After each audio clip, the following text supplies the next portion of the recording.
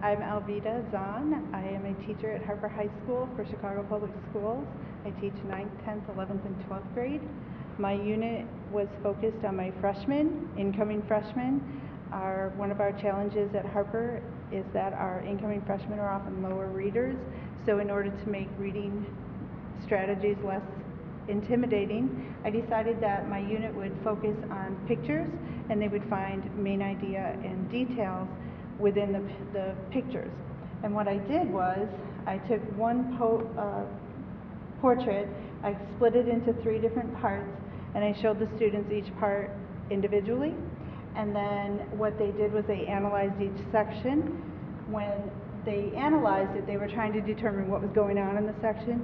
And the middle section here is what gave them the best trouble. They thought that the lady was getting beat by the man. And then when I put the whole picture back together, they were stunned, first of all, that it was one whole picture. And then they realized it was something completely different than what they had seen individual. So then they reanalyzed the picture. And what it taught them to do was that how to pick out details to help them explain what they're thinking. And that's the Common Core State Standard 9 through 10-2 is what we focused on. They did a really good job on it. They were able to tell the story of what was happening based on their little analysis and then putting that all back together. The challenge that I faced was trying to do it again with a second picture. They decided that they knew that it was going to be a whole picture, so I couldn't do it that way again. So I had to readjust. I had to adjust, which worked out really, really well because I came up with another good piece.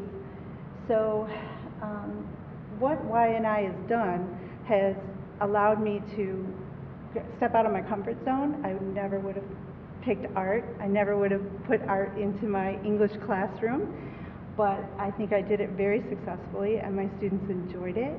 They liked analyzing each of the pictures and making up stories about the people in the pictures. That was a fun item for them to work on.